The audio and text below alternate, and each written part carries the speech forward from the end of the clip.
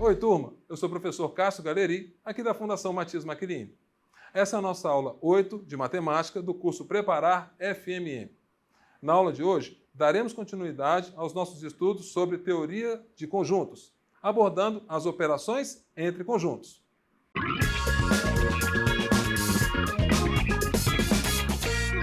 Não é possível falar de teoria de conjuntos sem citar o nome de John Venn.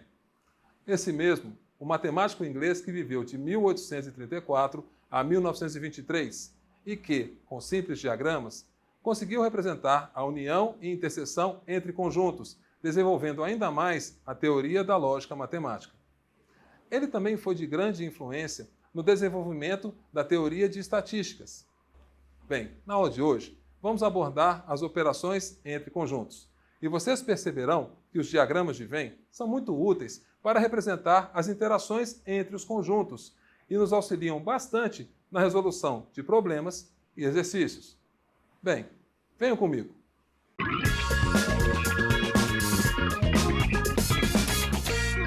Bem, turma, dando continuidade aos nossos estudos sobre teoria de conjuntos, vamos falar um pouco sobre o diagrama de Venn. É uma ferramenta que auxilia na representação gráfica de um conjunto. A ideia é simples. Lembra que a gente pode representar um conjunto de várias formas? Por exemplo, posso representar um conjunto citando a sua propriedade. Seja um conjunto A, em que todo elemento desse conjunto é um número par não negativo. Posso representar esse mesmo conjunto citando os seus elementos. O conjunto A é o conjunto formado pelos números 0, 2, 4, 6, 8, 10 e assim por diante. Ou posso representar esse conjunto simplesmente fazendo graficamente aqui o diagrama de Venn, em que é um conjunto fechado e lá dentro os elementos 0, 2, 4, 6, 8, 10, 14 e assim por diante.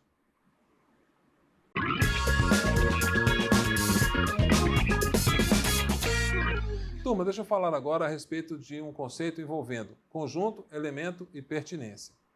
Vou usar o diagrama de Venn que vimos em outras aulas envolvendo os conjuntos numéricos. A ideia de pertinência é uma ideia de algo que pertence a um conjunto ou a um grupo.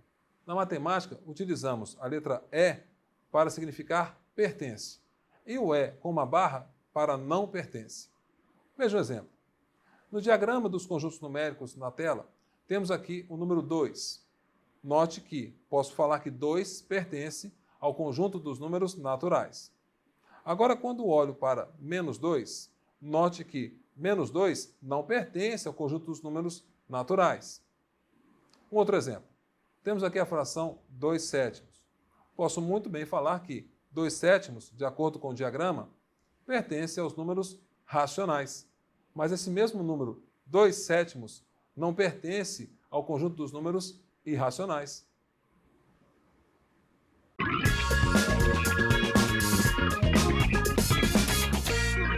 Outro conceito que quero abordar é a ideia de subconjunto. Um conjunto é subconjunto de outro quando todos os seus elementos estão contidos em outro conjunto. Aqui, a simbologia é C para estar contido e o C com a barra para não estar contido. Veja o exemplo. Pelo diagrama de Venn que temos na tela, fica fácil notar que todos os elementos dos números naturais estão dentro dos elementos do conjunto dos números inteiros. Então, posso afirmar que os números naturais estão contidos nos números inteiros. Outro exemplo. Posso afirmar que o conjunto formado pelos números 0, 1, 2 e 3 também está contido no conjunto dos números naturais. Mas olha só. O conjunto formado pelas frações 2/7, 1/6 e 3/4, esse conjunto não está contido nos números inteiros. Entendeu a ideia? Da mesma forma que posso afirmar que os números irracionais não estão contidos nos números racionais. Só uma observação. Para qualquer conjunto A, temos que o conjunto vazio está contido no conjunto A.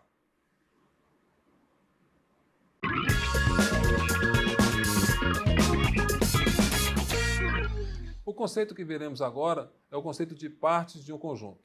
É o seguinte: dado um conjunto A, denominamos partes de A o conjunto formado por todos os subconjuntos do conjunto A. Veja o exemplo.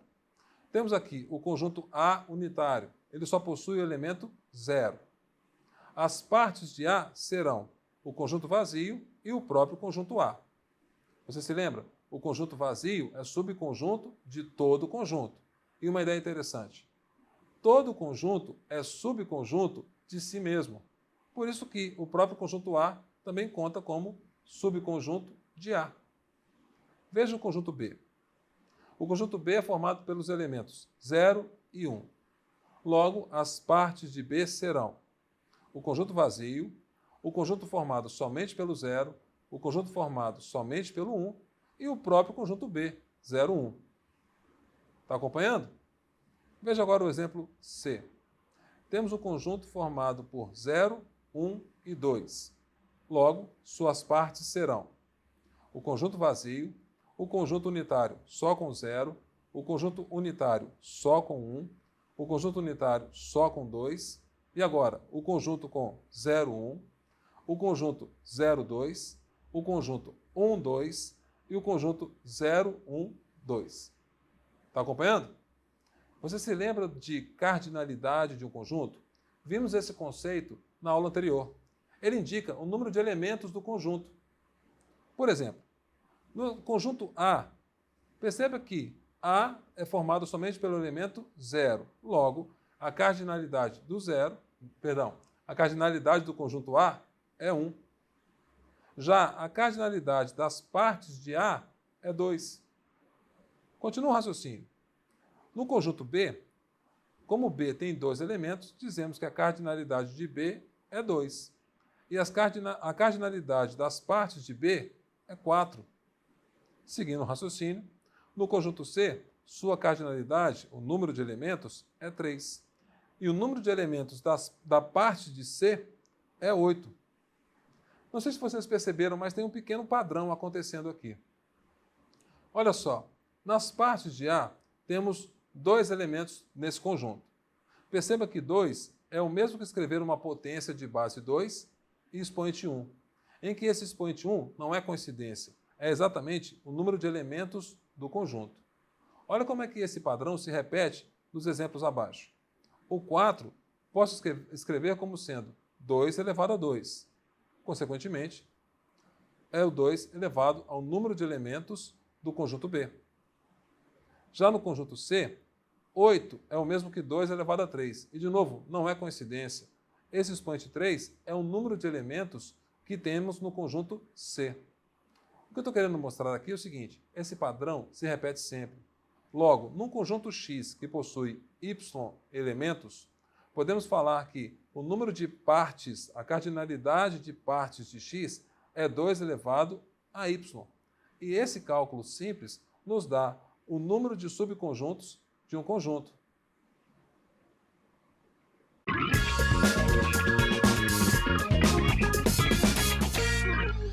Reunião de conjuntos. A gente simboliza reunião ou união usando um U entre os conjuntos A, U, B. A união com B.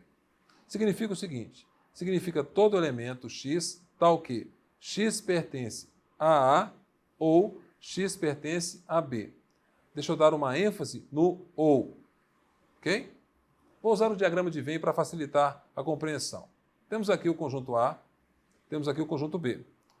Perceba que eles não têm interseção, são conjuntos disjuntos. Para representar A união com B, basta achurar todos os elementos de A e todos os elementos de B. É simples assim mesmo. Veja agora a situação em que o conjunto B ele é subconjunto do conjunto A. Novamente, para representar A união com B, basta achurar todos os elementos de A e todos os elementos de B. Por fim, se eu tivesse essa situação aqui, percebe que A união com B, novamente, vai ser achurar todos os elementos de A e todos os elementos de B.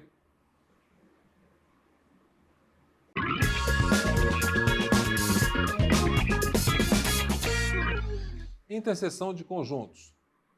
Temos o símbolo com o U de cabeça para baixo. Então, A interseção com B significa todo elemento X tal que X pertence a A e X pertence a B. Deixa eu dar uma ênfase no E. Tem que pertencer aos dois conjuntos ao mesmo tempo. Usando o diagrama de Venn, temos novamente dois conjuntos disjuntos, A e B. Nesse caso, não existe nenhum elemento que seja comum aos dois, então dizemos que a interseção é vazia.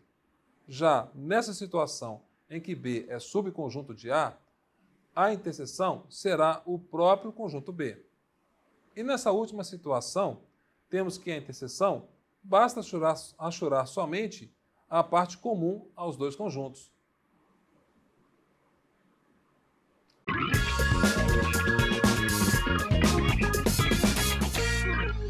Vamos resolver um exemplo. Sabe-se que A união com B união com C são todos os números naturais, tal que 1 menor ou igual a n menor ou igual a 10.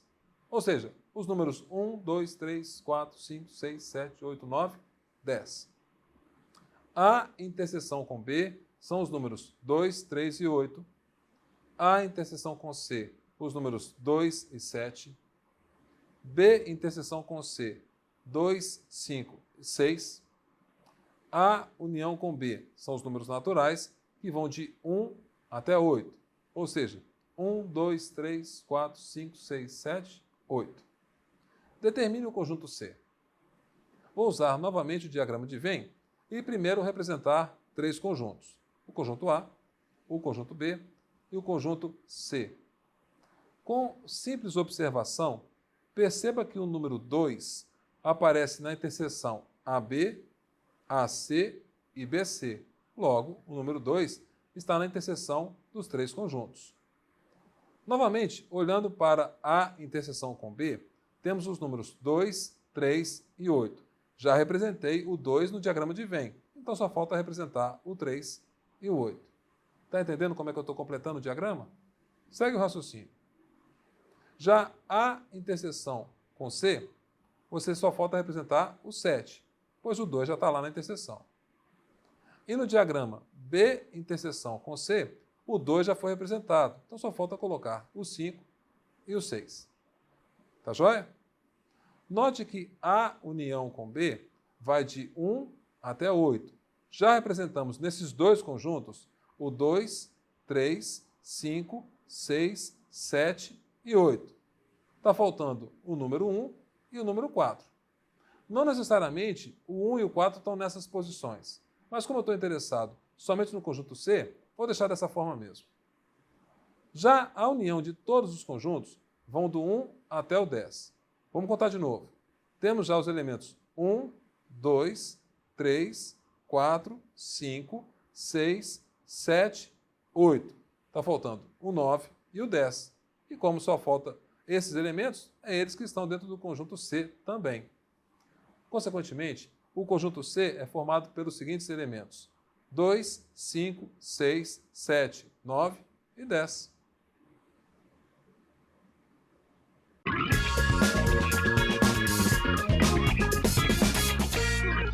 Vejamos agora o conceito de diferença de conjuntos. Podemos representar assim: A menos B é todo elemento X, tal que X pertence ao conjunto A e X não pertence ao conjunto B. E quero ressaltar a palavra e. Tem que satisfazer as duas situações ao mesmo tempo. Nesse diagrama em que A e B são conjuntos disjuntos, fica fácil de ver que A menos o B são só os elementos de A mesmo. Tá joia? Já no diagrama em que B é subconjunto de A, olha como é que fica representada a diferença A menos B. Você achura todos os elementos de A sem achurar os elementos de B. Entendeu a ideia? Nesse diagrama aqui, para fazer A menos os elementos de B, você vai achurar no diagrama somente os elementos que fazem parte do conjunto A, mas não estão no conjunto B.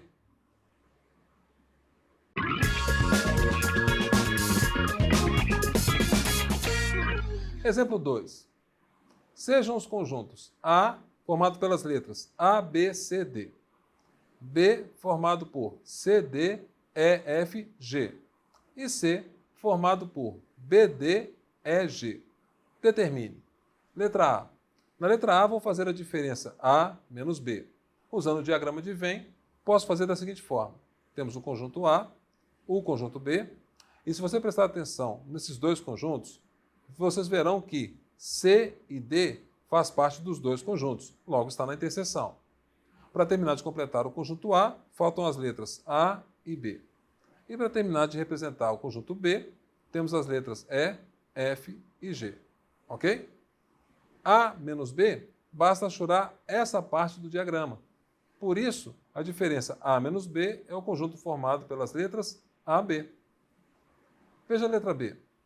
Eu quero fazer a diferença B menos A.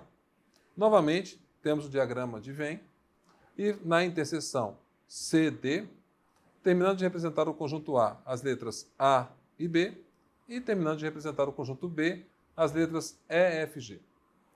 Nesta letra, na letra B, quero fazer B menos A. Então, vou achurar essa região do diagrama de Venn. Por isso que B menos A será o conjunto formado pelas letras E, F, G. Última parte desse exemplo. Letra C. Quero fazer a diferença C menos B. Temos o diagrama de Venn representando os dois conjuntos e suas respectivas letras, contando a interseção.